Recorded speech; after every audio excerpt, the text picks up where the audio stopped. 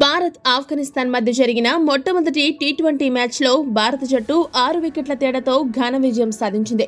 మొదట బ్యాటింగ్ చేసిన ఆఫ్ఘనిస్తాన్ జట్టును కేవలం 158 పరుగులకే కట్టడి చేసిన భారత జట్టు లక్ష్య ఛేదనలో ఏమాత్రం తడబడకుండా లక్ష్యాన్ని పూర్తి చేసింది. ఈ విజయంతో సిరీస్లో ఆధిక్యంలోకి దూసుకెళ్లిన భారత జట్టు రెండో మ్యాచ్ పైన కూడా కన్నేసింది. రెండో మ్యాచ్లోనే గెలిచి సిరీస్ సొంతం చేసుకుని మూడో మ్యాచ్కు ప్రయోగాలు చేయాలన్న ఆలోచనలో టీమిండియా మేనేజ్మెంట్ ఉంది. ఈ నేపథ్యంలో రెండో టీ20 మ్యాచ్ కోసం తుది జట్టు ఎలా ఉండే అవకాశం ఉందో ఇప్పుడు చూద్దాం. రెండో టీ20 మ్యాచ్కు విరాట్ కోహ్లీ అందుబాటులోకి రానుండడంతో టీమిండియా తుది జట్టులో కీలక మార్పులు చోటు చేసుకోబోతున్నాయి. రెండో టీ20 మ్యాచ్లో ఆడబోయే భారత తుది జట్టు వివరాలు చూసినట్టయితే ఒక ఓపెనర్గా రోహిత్ శర్మ యథాతథంగా భారత ఇన్నింగ్స్ ప్రారంభిస్తాడు. ఒకవేళ యశస్వి జైస్వాల్ గనుక గాయం నుంచి కోలుకుంటే గిల్ స్థానంలో అతడు ఓపెనర్గా వస్తాడు. లేదంటే ఓపెనర్గా గిల్లే కొనసాగుతాడు.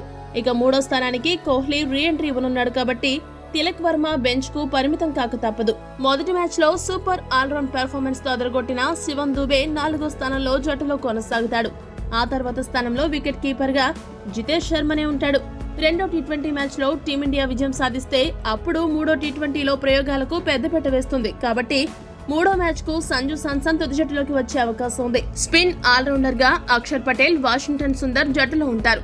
స్పెషలిస్ట్ స్పిన్నర్ గా రవి బిష్ణోయ్కే మళ్లీ అవకాశం ఇస్తారు. మూడో టీ20లో కుల్దీప్ యాదవ్ తుది జట్టులోకి రావచ్చు. ఇక ఫాస్ట్ బౌలర్లుగా హర్షదీప్ సింగ్, ముఖేష్ కుమార్లు రెండో మ్యాచ్ లో కూడా కొనసాగుతారు. ఆవేష్ ఖాన్ బెంచ్ కే పరిమితం కానున్నాడు. ఈ వీడియో గనుక మీకు నచ్చినట్టయితే లైక్, షేర్, కామెంట్ చేయండి. మరిన్ని స్పోర్ట్స్ అప్డేట్స్ కోసం మా ఛానల్ ను సబ్స్క్రైబ్ చేసుకోండి.